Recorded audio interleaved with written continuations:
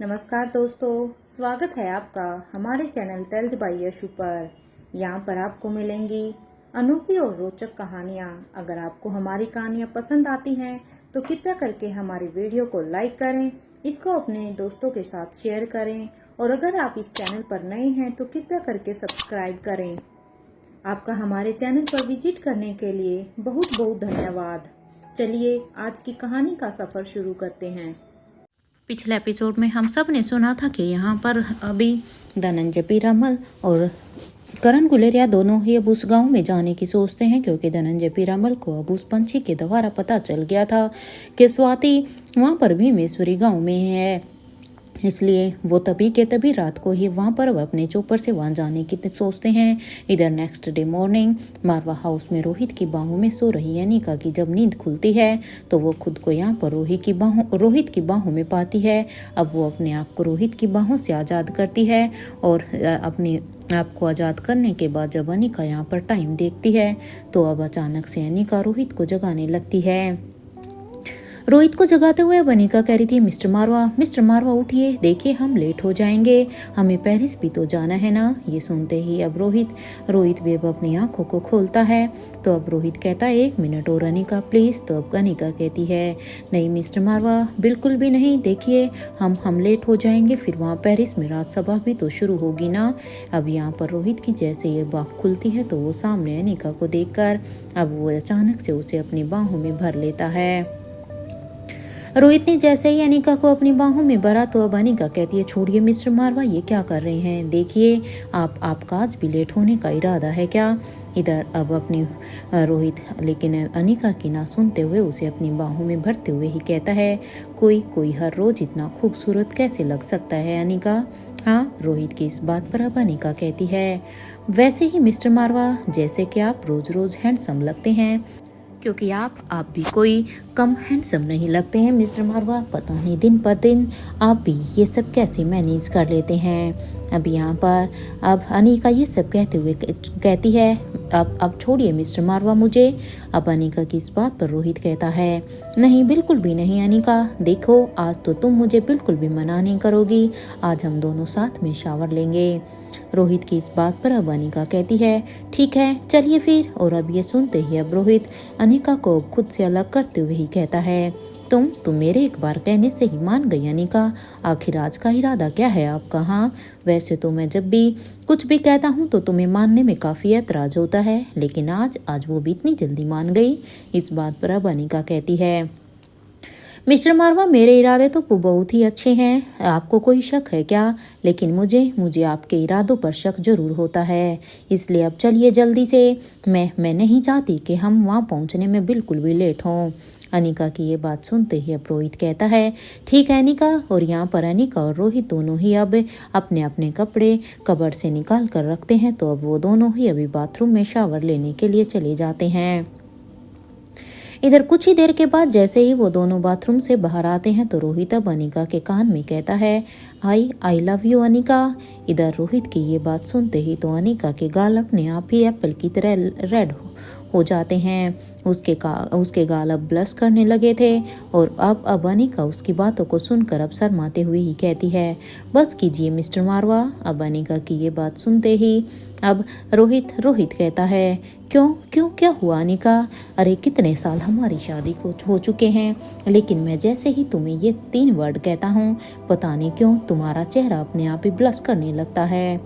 इधर रोहित की इस बातों को सुनकर अनिका के चेहरे पर एक स्माइल आ जाती है और वो अब अपने बालों को ड्रायर से सुखाने लगती है। तो वहीं रोहित भी अपना और साथ में अनिका का कुछ सामान अब वहाँ पर एक बैग में डालता है और रोहित भी अब रेडी होने लगता है। इधर अनिका अब तक पूरी तरह से रेडी हो चुकी थी। अनिका अब रेडी होने के बाद अब रोहित से कहती है, मिस्टर मारवा, क्या आपने दादी माँ से बात की है। इस बात पर रोहित कहता है, मैं तो यहीं पर रोहित कहता है, मैं तो देखो अनिका यहीं पर ही रहने वाला हूँ और तुम राजमहल जाओगी।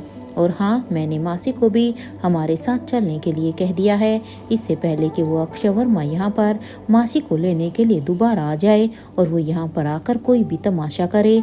तो मैं सोच रहा हूँ उससे बेहतर यही है कि मासी उसके सामने चली जाए, क्योंकि देखो अनिका, मासी को यहाँ पर आए हुए समय भी ज़्यादा हो गया है, इसलिए अब मासी का भी वहाँ पर जाना जरूरी है। इस बात पर अब अनिका कहती है, हाँ मिस्टर मारवा, आप जो सोच रहे हैं वो अच्छा ही है। ये अच्छा ही रहेगा कि मासी वहाँ पर चली जाए, और वैसे भी अगर मासी यहाँ रही ना तो मुझे एक ही टेंशन रहेगी कि पता नहीं वो कब किसको और क्या बोल दे, क्योंकि मासी का नेचर इतना तो अब मैं भी जान चुकी हूँ। वो माँ से बिल्कुल अपोजिट है। जहाँ माँ हर किसी की सुन लेती है, लेकिन मासी ऐसा बिल्कुल भी नहीं। आपको तो पता ही है ना कि वो किसी की भी नहीं सुनती हैं। अनिका की इस बात पर अब रोहित कहता है, हाँ मैं जानता हूँ अनिका, वो माँ से, जैसे तुमने कहा, वो माँ से बिल्कुल ही अलग है। माँ अगर पूर्व है तो वो पश्चिम है। वैसे मैंने अब्दुल से भी कह दिया है कि वो माँ को हमारे चोपर के पास ले आए, क्योंकि जब तक हम वहाँ पहुँचेंगे तब तक माँ भी रेडी होकर आ जाएगी। इस बात पर अब अनिका कहती है, मिस्टर मारवा और वो दोनों जो आपके विला में हैं, उनका क्या? इस बात पर अब रोहित कहता है, वो दोनों मेरे विला में नहीं है अनिका, उनमें से एक माँ के विला में है और दूसरा, अभी यहाँ पर रोहित ने इतना ही कहा था। ये सुनते ही अब अनिका कहती है, आगे आगे बोलिए मिस्टर मारवा, दूसरा कहाँ पर है? दूसरे को आपने कहाँ पर शिफ्ट किया? अब अपनी बात को आगे बढ़ाते हुए रोहित कहता है, दूसरा वही गुलेरिया हाउस के फार्म हाउस में है। ये सुनते ही अब अनिका अपने मन में ही सोचती है, वैसे देखा जाए तो किसी के भी दिमाग में वो दोनों जगह नहीं आएंगी जो जहाँ पर आपने उन दोनों को शिफ्ट किया है, क्योंकि कोई भी ये सोच ही नहीं पाएगा कि वो दोनों वहाँ पर भी हो सकते हैं। ये सोचकर ही अनिका रोहित को एक इम्प्रेसिव लुक देती है कि सच में जहाँ पर लोगों की सोच खत्म हो जाती है, रोहित की सोच वहाँ से शुरू होती है। अब अनिका तब देखती है तो रोहित उसके कपड़े बैग में डाल चुका था। ये देखकर अब अनिका कहती है, मिस्टर मारवा, ये आपने बहुत ज़्यादा कपड़े डाल दिए हैं। इस बात पर अब रोहित कहता है, नहीं अनिका, ये कहाँ ज़्यादा है, देखो ये बिल्कुल ठीक है। वैसे तुम वापस कब तक आओगी? रोहित की ये बात सुनते ही अनिका कहती है, ये सवाल तो मुझे भी आपसे करना था ना मिस्टर मारवा, क्या हम साथ में ही आएंगे या फिर अलग अलग? क्योंकि देखो अभी जहाँ तो हम दोनों साथ में रहे हैं, लेकिन क्या आना दोनों का साथ में पॉसिबल होगा? इस बात पर रोहित कहता है, let's see the circumstances Anika, अब चलें। इस बात पर अब अनिका भी हाँ में अपना सिर हिला देती है।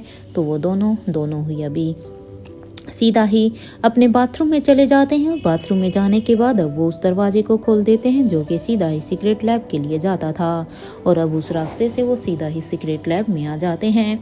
वहाँ जाते ही जैसे ही वो दोनों वहाँ पर पहुँचते हैं तो उनके सामने जो कुछ था उसे देखकर तो रोहित कहता है, तुम ये क्या कर रही हो? ये सुनते ही वो स्टैचू कहती है, good morning Yuvraj and Kavin Anika, क्योंकि यहाँ पर सामने रोहित को सीधे ही किंग की स्टैचू आकांक्षा दिखाई देती है। इस बात पर वो दोनों भी अब उसे गुड मॉर्निंग विश करते हैं, और अब अनिका आकांक्षा से कहती है, क्या ये वही मनाली का फॉरेस्ट है आकांक्षा, जिसमें हम गए थे? इस बात पर अब आकांक्षा कहती है, यस मैडम, ये वही है। According to my information this forest is so mysterious. Akanksha की ये बात सुनते ही अब रोहित कहता है, क्या नाना जी ने तुम्हें नया टास्क दिया है क्या आकांक्षा? ये कौन सा जंगल है? कौन से जंगल की बात कर रही हो?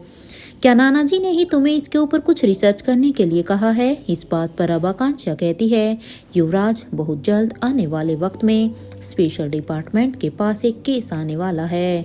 This case is so difficult. क्या हमारे पास बेस्ट साइंटिस्ट है इस केस को सोल्व करने के लिए? क्या हमारे पास बेस्ट डॉक्टर हैं?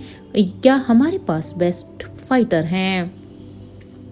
अब यहाँ पर आकांक्षा इन तीनों ही चीजों के बारे में पूछती है। इस बात पर अब अनिका कहती है, क्या बात है आकांक्षा, तुम ऐसा क्यों कह रही हो? हमें सब कुछ बेस्ट, इसका क्या मतलब है? ये सुनते ही अब वो स्टैचू कहती है, युवराज, राजमहल के रहस्य की किताब कहाँ पर है? आप ये बताइए पहले। ये सुनते ही अब रोहित कहता है, वो तो मेरे रूम में है, मुझे वक्त ही नहीं मिला है उस बुक को पढ़ने का।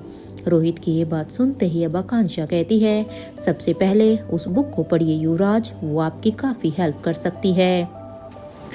आई नो आप अपनी लाइफ में बहुत ही बिजी हैं, ऐसे बहुत सारे ही कार्यभार हैं जो आपको अकेले ही संभालने पड़ते हैं, लेकिन मैं आपको फिर भी यही कहूँगी कि अपने सारे कामों को एक साइड में रखते हुए पहले आप उस बुक को पढ़ो, क्योंकि उस बुक को पढ़ने के बाद आपको फिर कुछ समझ में आएगा कि आपको आगे की क्या स्ट्रेटजी बनानी है। ये सुनते ही अब रोहित कहता है, ठीक है आकांक्षा, मैं उसे अभी अपने साथ ही लेकर आता हूँ फिर, ताकि जब भी मुझे वहाँ पर समय लगे मैं उस बुक को पढ़ लूँ। और ये कहते हुए ही रोहित अब वहाँ पर अनिका को कहता है, अनिका तुम बस यहाँ पर 5 मिनट वेट करो, तब तक मैं उस बुक को अपने साथ लेकर आता हूँ। रोहित की इस बात को सुनकर अब अनिका भी हाँ में अपना सिर हिला देती है और उधर रोहित अपने बैग को वहीं पर रखकर अब वो फिर से उसी रास्ते से ही अपने रूम की तरफ जाने लगता है। एक तरफ रोहित यहाँ पर इस रूम में आ गया था तो वहीं अनिका आकांक्षा के पास आकर बैठ जाती है। अब तक जॉन और प्रीति भी वहाँ पर उन दोनों के पास आ जाते हैं। जॉन आते ही अब यहाँ पर कहता है, अनिका मैडम, एनी आपसे पूछ रही है कि क्या वो मल्होत्रा हाउस से यहाँ पर आ जाए, क्योंकि अनिका के कहे अनुसार एनी अनिका बनकर अभी भी मल्होत्रा हाउस में ही थी। इधर जॉन की इस बात पर अब अनिका कहती है, एनी को कहो कि वो वहाँ पर किशन मामा से कहे कि उसे बड़ी रानी ने बुलाया है तो उसका राजमहल में जाना जरूरी है। ये सुनते ही अब जॉन कहता है, ओके मैडम, कमांड एक्सेप्टेड, मैं बस अभी एनी को ये सब कुछ कहता हूँ ताकि वो जल्द से जल्द वहाँ से आ सके।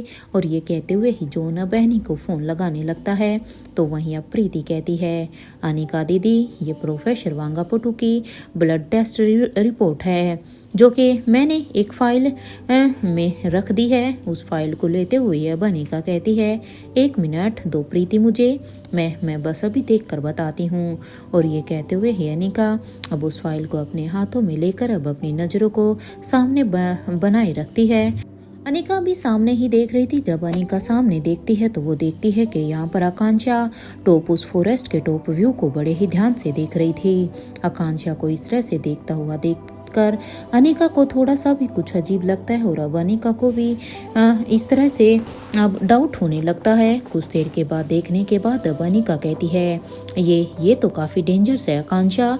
इस बात पर अब आकांक्षा कहती है, यस मैडम, ये सच में बहुत ही डेंजरस है, इसलिए मैंने आपको उस समय अंदर जाने से रोका था। It's not safe for you. King ने कहा है कि टीम को पूरी तैयारी के साथ ही उस फॉरेस्ट में जाना चाहिए। This forest is a big combination nature, science and psychology. इधर आकांक्षा की ये बात सुनते ही अब अनिका कहती है, लगता है कि आने वाले वक्त में ये फॉरेस्ट हमारे लिए एक सबसे बड़ा खतरा हो सकता है। अनिका की इस बात पर अब आकांक्षा कहती है, आपको 2020 और 2021 का लॉकडाउन पीरियड याद है ना? ये सुनते ही अब अनिका कहती है, हाँ मुझे याद है, लेकिन तुम ये क्यों कह रही हो आकांक्षा? अब उसका इससे क्या संबंध है? इस बात पर अब आकांक्षा कहती है, हैव सम पेशेंस मैडम, आप मेरी बेस्ट फ्रेंड यानी कि अपनी माँ को मेरा एक मैसेज पहुँचा दीजिएगा कि एक बार फिर से उन्हें अब अंडरग्राउंड होना है, उन्हें फिर से अपने आप को दुनिया से गायब करना है। जैसे उन्होंने पेरिस की सिचुएशन को हैंडल किया था, अब उन्हें इस सिचुएशन को भी वैसे ही संभालना होगा। आकांक्षा की ये बात सुनते ही अब अनिका कहती है, ये बात तो तुम भी माँ तक खुद पहुँचा सकती हो ना आकांक्षा, तो भला ये काम तुम मुझे करने के लिए क्यों कह रही हो? अनिका की इस बात पर अब आकांक्षा कहती है, ठीक है फिर मैं उन्हें लेने के लिए फिर भी मेश्वरी गांव ही जा रही हूँ और मैं फिर उनके साथ मनाली आ जाऊंगी। इस बात पर अब अनिका कहती है, ठीक है मैं भी तुम्हें और माँ को ज्वाइन वहीं पर ही करती हूँ, लेकिन हाँ बस एक बार मुझे कभी नवंतिका के बारे में पता चल जाए, उसके बाद मैं तुम दोनों को जल्द ज्वाइन करूँगी। इधर ये सुनते ही अब आकांक्षा कहती है, ऑल द बेस्ट मैडम। अब तक रोहित भी वहाँ पर अब उस राजमहल की रहस्यमयी किताब को लेकर वहाँ पर आ जाता है। रोहित को वहाँ पर देखकर अब अनिका कहती है, अब रेडी हो मिस्टर मारवा, अब चलें। अनिका की इस बात पर अब रोहित कहता है, मनाली की प्रॉब्लम ज़्यादा तो नहीं बड़ी है ना अनिका? इस बात पर इससे पहले अनिका कुछ भी कहती कि तभी अब आकांक्षा कहती है, नो वन प्रोडक्ट आने वाले कुछ लम्हों में क्या होगा कोई कुछ भी नहीं कह सकता है, लेकिन हाँ युवराज, मैं इतना कहूँगी कि जितनी जल्दी हो सके आप दोनों पेरिस में अपना काम पूरा करने के बाद मना लिया जाइए, क्योंकि देखिए हमारे पास समय ज़्यादा नहीं है। ये सुनते ही अब अनिका और रोहित दोनों ये एक दूसरे को देखने लगते हैं। तो वहीं उन दोनों को इस तरह से आश्चर्य में होता हुआ देखकर वहीं अब आकांक्षा कहती है, अनिका मैडम, अगर आपको अपनी नानी माँ के बारे में कुछ जानना ही है ना, तो आपको मैं एक एड्रेस दे देती हूँ। उस एड्रेस को लेने के बाद आप वहाँ पर चले जाइएगा, आपकी वहाँ पर जाने के बाद काफ़ी हेल्प हो जाएगी। और ये कहते हुए ही आकांक्षा अब अपने फ़ोन पर इस मैसेज को टाइप करती है और उसके बाद वो इस मैसेज को अनिका के नंबर पर सेंड कर देती है। इधर अनिका भी अब रोहित से कहती है, चले मिस्टर मारवा। इस बात पर अब रोहित हमें अपना सिर हिला देता है और वो दोनों अब वहाँ से जाने लगते हैं। वहीं अब प्रीति आकांक्षा से कहती है, क्या ये वाकई में बहुत ही खतरनाक होगा? क्या तुमने जो कुछ भी अभी कहा है अनिका दीदी के सामने, क्या वो सच में इतना खतरनाक है? इस बात पर अब आकांक्षा कहती है, आपको क्या लगा, क्या स्वाति मल्होत्रा के दुश्मन ऐसे ही होंगे? अरे आप स्वाति मल्होत्रा के बारे में मुझे नहीं पता आप कितना जानती हैं, लेकिन जहां स्वाति मल्होत्रा खुद एक सबसे बड़ी वॉरियर है, तो वहां उसके 10 दुश्मन भी कोई कम नहीं है। उनके अंदर कोई भी काबिलियत नहीं होगी, आपको क्या लगता है? अरे काबिलियत तो सभी के अंदर होती है, फर्क बस इस बात में है कि कौन अपनी काबिलियत को इंसानियत को प्रोटेक्शन के लिए इस्तेमाल करता है और कौन इस दुनिया पर राज करने के लिए। क्योंकि स्वाति मल्होत्रा मैडम वो इस दुनिया में इंसानियत को बचाने के लिए अपने काबिलियत को लगा रही है, और उनके दुश्मन इन सब को ख़त्म करने के लिए। वैसे मेरे पास आपके लिए भी एक लिंक है प्रीति, और उस लिंक को आपको राजलक्ष्मी को भी सेंड करना है। जैसे ही आकांक्षा प्रीति को ये सब कहती है तो प्रीति को ये थोड़ा सा अजीब जरूर लगता है, क्योंकि प्रीति को आकांक्षा की कुछ बातें समझ में आ रही थी, कुछ नहीं। लेकिन अब प्रीति कहती है, okay send me this link. और ये अब यहाँ पर प्रीति की ये बात सुनते ही अब आकांक्षा अब अपने फ़ोन से एक लिंक प्रीति को सेंड कर देती है। उसके बाद अब आकांक्षा फिर से अपने काम में लग जाती है जो वो अभी कर रही थी। तो वहीं दूसरी तरफ इधर नताशा भी अब अब्दुल के साथ मारवा हाउस से निकल जाती है, क्योंकि रोहित ने ये काम अब्दुल को सौंपा हुआ था। नताशा को अपने साथ ले जाते हुए अब अब्दुल को आज भी याद था कि वो कैसे पेरिस में अपनी आयशा मैडम को देखकर शौक हो गया था, क्योंकि यहाँ पर मारवा हाउस में नताशा को लाने वाला कोई और नहीं बल्कि अब्दुल ही था। इधर भीमेश्वरी गांव में यहाँ पर स्वाति अब तक नहा धोकर अपने बालों में टॉवल लपेटकर अब घर के आंगन में एक रंगोली बना रही थी। तो वहीं दूसरी तरफ अब तक करण गुलेरिया और धनंजय पीरामल वो दोनों वहीं पर आ जाते हैं, क्योंकि जैसे ही करण को स्वाति के यहाँ पर होने का पता चला था, तो तब से वो धनंजय के साथ यहाँ पर आने के लिए निकल चुका था। यहाँ आने के बाद अब करण गुलेरिया कहते हैं, यार कितना दूर है ये? इस बात पर अब धनंजय पीरामल कहते हैं, हाँ वो माँ को वही एरिया पसंद था ना, इसलिए ये यहाँ से थोड़ा सा दूर है। इस बात पर अब करण गुलेरिया कहते हैं कि जब लास्ट टाइम हम यहाँ पर आए थे तो तुम मुझे यहाँ लेकर क्यों नहीं आए थे? तब तो हम बस अनंता के घर तक ही गए थे, तब हम यहाँ पर इस जगह पर क्यों नहीं आए? करण की इस बात पर अब धनंजय पीरामल कहते हैं, क्योंकि मैं नहीं चाहता था कि स्वाति को कभी भी ये सच पता चले, क्योंकि देखो करण, अगर उस समय हम यहाँ पर आते तो स्वाति को भी सब कुछ सच पता चल जाता। इवन उसको अब सच पता चला है, मैं ये भी नहीं चाहता था, ये बिल्कुल भी ठीक नहीं है। ये सुनते ही अब करण गुलेरिया कहते हैं कि तुम्हारी बातों से मुझे इतना तो समझ आ गया है धनंजय कि तुम्हें स्वाति के बारे में सब कुछ पता था, लेकिन सब कुछ पता होने के बाद भी तुमने ये बात कभी भी उसके सामने जाहिर नहीं होने दी।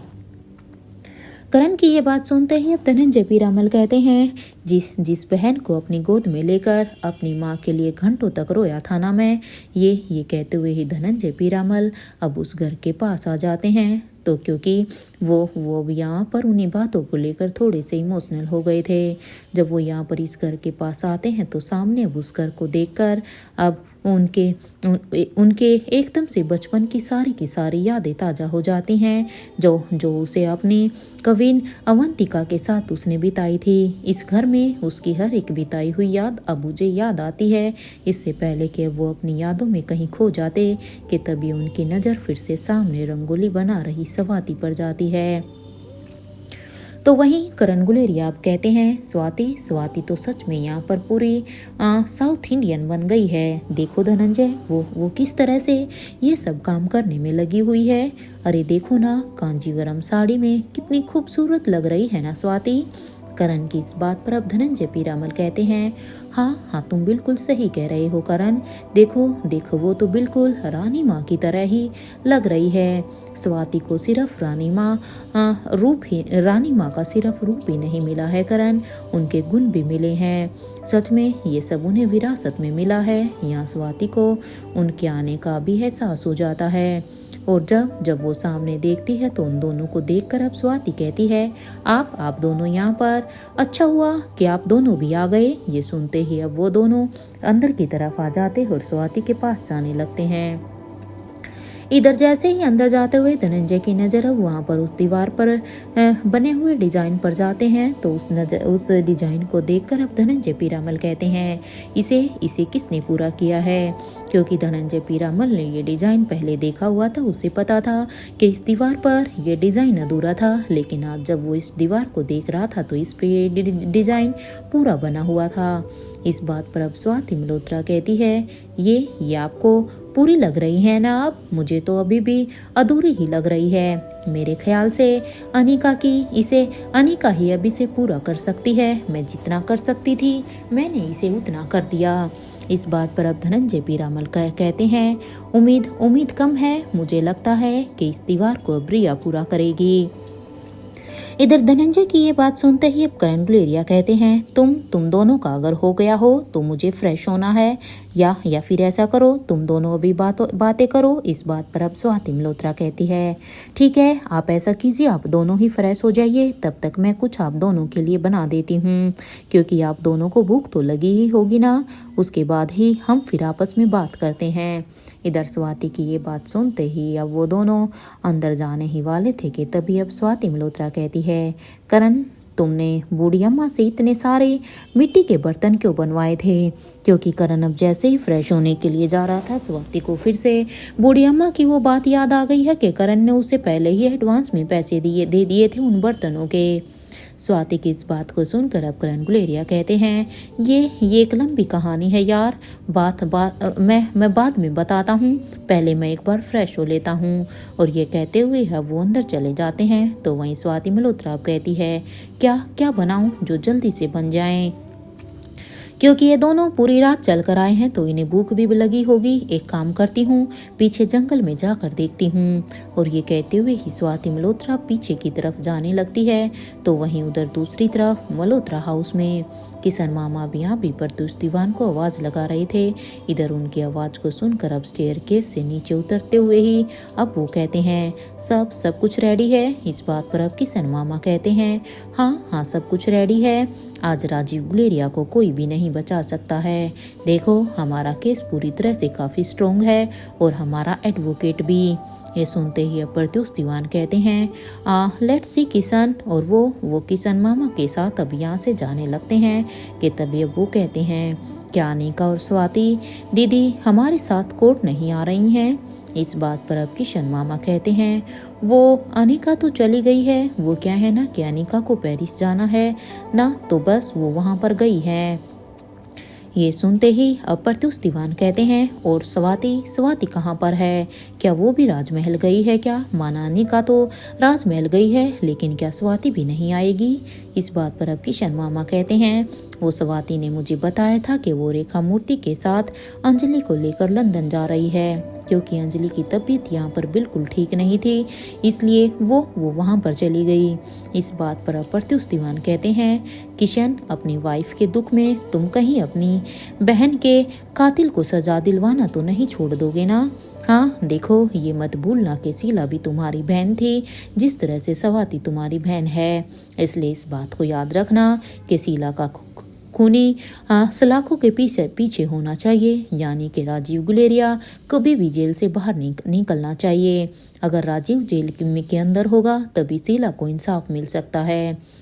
प्रत्युष दीवान की इस बात को सुनकर अब किशन मामा कहते हैं, देखो, आप गलत समझ रहे हैं, ऐसा कुछ भी नहीं होगा। मैं आज राजीव गुलेरिया को सजा दिलवा कर ही रहूंगा और उसे कोई भी नहीं बचा सकता है। कानून के ऊपर मुझे इतना भरोसा है। ये दोनों अभी बातें करते हुए ही कोर्ट की तरफ जाने के लिए निकल जाते हैं, तो वहीं इधर दूसरी तरफ स्पेशल डिपार्टमेंट के हेडक्वार्टर से राजीव गुलेरिया और महेंद्र पीरामल के साथ उन्हें भी कोर्ट लेकर जाने की पूरी तैयारियां हो रही थी। वहाँ पर स्पेशल डिपार्टमेंट में अब इंस्पेक्टर अब्बास अब यहाँ पर साफ अर्जुन सिंह को कह रहे थे, अर्जुन सिंह, क्या पूरी तैयारी है? तो यहाँ पर अर्जुन सिंह कहते हैं, हाँ जी, पूरा सब कुछ तैयार है। और अब यहाँ पर ये दोनों अभी एक पुलिस की गाड़ी में बैठकर अब वहाँ पर राजीव और महेंद्र को अपने साथ हथकड़ी लगाकर अपने साथ लेकर कोर्ट के लिए निकल जाते हैं। कुछ ही देर के बाद जैसे ही वो सब अब कोर्ट में पहुंचते हैं तो इधर मीडिया के सारे ही रिपोर्टर्स उन्हें घेर कर खड़े हो गए थे, क्योंकि जब से शीला का कत्ल हुआ था और तब से राजीव गुलेरिया और महेंद्र ने अपने आप को सरेंडर किया था, उसके बाद तो ये न्यूज़ सुर्खियों में बनी हुई ही थी, क्योंकि राजीव गुलेरिया का गुलेरिया हाउस से कितना बड़ा नाता था ये लोग तो सभी जानते ही थे, और वो यहाँ पर रिपोर्टिंग में बिजी थे। अब तक सिद्धार्थ और मयूर भी वहाँ पर आ जाते हैं। इधर सिद्धार्थ गुलेरिया अब कहता है, करण अंकल कहीं दिखाई नहीं दे रहे हैं, उन्हें तो अभी यहाँ पर होना चाहिए था ना। अरे आज इतना बड़ा दिन जो है। इस बात पर अब मयूर कहता है, डोंट वरी, अगर करण अंकल यहाँ पर नहीं होंगे ना तो एक बात मैं दावे के साथ कह सकता हूँ कि वो बेशक यहाँ पर नहीं है, लेकिन उन्होंने राजीव चाचा को बचाने का पूरा इंतजाम पहले ही कर दिया होगा। हालांकि उन्हें कोई काम आ सकता है, लेकिन अगर वो काम करने के लिए भी गए हैं तो उन्होंने अपना फर्ज पूरी तरह से निभाया होगा। सो बी रिलैक्स, तुम चिंता मत करो, सब ठीक ही होगा। यहाँ पर अब सभी कोर्ट की ये कहते हुए अब कोर्ट के अंदर आ जाते हैं, और जैसे ही ये सभी भी कोर्ट में पहुँचते हैं तो एक तरफ जहाँ पर मल्होत्रा परिवार के सदस्य बैठ गए थे, साथ में प्रत्युष दीवान भी, तो वहीं दूसरी तरफ गुलेरिया परिवार के सदस्य भी बैठ गए थे।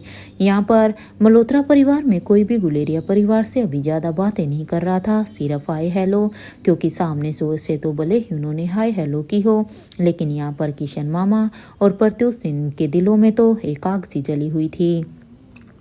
लेकिन वहाँ पर अभी कोई किसी को कुछ नहीं कहता और वो अपनी अपनी जगह पर बैठ जाते हैं। जब यहाँ पर सब सेटल हो जाते हैं तब सिद्धार्थ ने वहाँ पर जब एडवोकेट को देखा तो वो एडवोकेट को देखकर कहता है, मयूर, ये तो वही बेस्ट लॉयर है ना, मुझे पता है, आज तक इसने कोई भी केस नहीं हारा है। ये सुनते ही अब मयूर कहता है, मुझे उसका पता नहीं है, मुझे तो अभी बस ये टेंशन है कि राजीव चाचा के लिए कोई लॉयर अपॉइंट क्यों नहीं किया गया। अरे देखिए ना, उनका लॉयर तो यहाँ पर कहीं है ही नहीं, क्या उन्हें सच में लॉयर नहीं मिला? इस बात पर अब सिद्धार्थ कहते हैं, पता नहीं यार, मुझे तो बहुत ही ज़्यादा टेंशन हो रही है। एक तो इस बेस्ट लॉयर को देखकर मेरी धड़कनें अब ऊपर नीचे हो रही हैं, और अब राजीव चाचा का भी यहाँ पर लॉयर दिखाई ही नहीं दे रहा। अब क्या होगा? अब तो सीधे ही राजीव चाचा मुझे अब इस केस को हारते हुए नजर आ रहे हैं। सिद्धार्थ की इस बात पर अब मयूर कहता है, मुझे भी अब थोड़ा सा अजीब तो लग रहा है कि ये सब कैसे हो सकता है। अरे भला राजीव चाचा का लॉयर कहाँ है, उन्हें लॉयर क्यों नहीं मिला? ये सभी बातें हो ही रही थी, तो वहीं अब जज राजीव से कहता है, आपने अपने लिए कोई लॉयर अपॉइंट क्यों नहीं किया है, या आपका लॉयर अभी आया नहीं? इस बात पर अब राजीव कहता है, मैंने अपना जुर्म खुद कबूल किया है, आप मुझे सज़ा दे दीजिए, मुझे किसी भी एडवोकेट की कोई भी ज़रूरत नहीं है। और जैसे ही राजीव ने ये कहा, ये सुनते ही तो प्रत्युष के चेहरे पर एक डेविल स्माइल आ जाती है, क्योंकि अब यहाँ पर प्रत्युष दीवान को भी ये लगने लगता है कि राजीव की स्टेटमेंट के बाद तो अब सीधा फैसला एक तरफा ही होगा, उन्हें तो ये केस लड़ने की ज़रूरत भी नहीं है, क्योंकि प्रत्युष दीवान ने तो फिर राजीव के लिए अपना अलग से ही एक प्लान बना रखा था कि वो किस तरह से जेल में राजीव को अपने आदमियों के द्वारा मरवाएगा।